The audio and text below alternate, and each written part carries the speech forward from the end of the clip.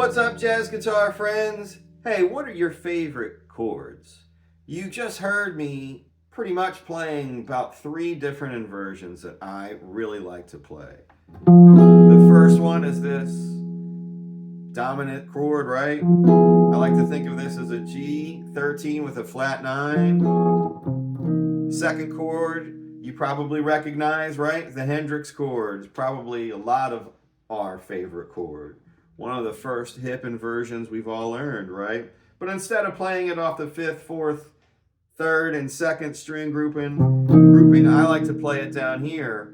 I usually don't play chords like this, but I always like to favor this chord voicing. I don't know, just for reasons like we're playing right now. So I played this little cycle,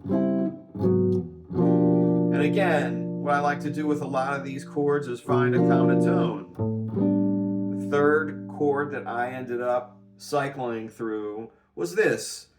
Oddly enough, another dominant chord. I like to think of this as like an A7 sus, right? Really great sound. I can drop the sus and go here. I can go up and make more tension. Just a really cool chord.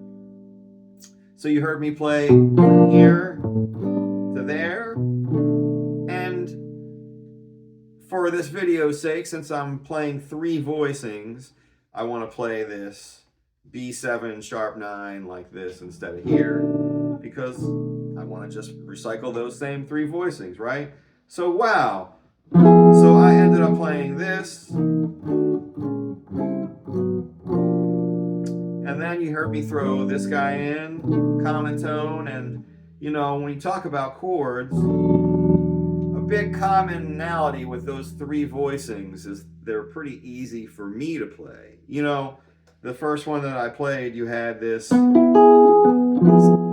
pretty much like a 2-finger chord. This guy sounds pretty hard, but pretty easy to play, right? And then a little stretch going on with this, but again, not too difficult. The chord that I resolve to, right? You're thinking about this B7 is going to resolve to any kind of E minor. And as guitar players, we want to use all of our guitar, right? So this is a chord that I like to go to whenever I try out a guitar, because it's one of the few stretch kind of chords that I play. It's a great sound too, right? And this is an E minor 9. It's got the 7th and the 11th on top, right? So we got a big mix of open strings and some cool fretted notes. So again, I went back to the other voicings that I liked, and to kind of give it a hipper sound, I slid a half step.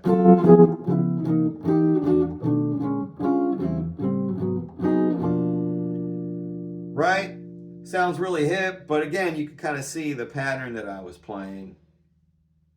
Here, I wanted to create a line.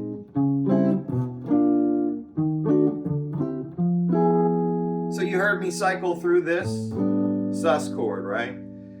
So not all dominant chords need to be all aggravated, right? It doesn't have to create a ton of tension. When you have a dominant chord like this, or like this inversion of a suspended chord, the idea of going from tension, resolving, not a resolution that happens in a lot of tunes, but again, I'm just trying to find some cool stuff on guitar, you know? There are so many books and texts that are going to be like, go through here, do this exercise. You know, the one thing that's like not really encouraged enough is like, yo, here are some voicings. Here's some voicings that I like. Try some voicings that you like. Get a line going on top. I mean, that's really one of the only ways you're going to find some new stuff anyway, is by actively trying to get it in your head and out on your fretboard. So again, all that stuff that I played sounded like really, really hip and deep, and I'm sure if you analyzed it, it might be. But again, what I was really trying to do is I was just, you know, scramble mode LT. I'm just trying to take some chord shapes that I really like, that I've always liked, that are easy for me to play.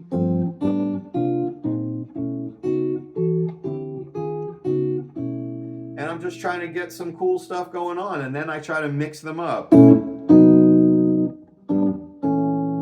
No, maybe not so much that one. But what if I end up going here?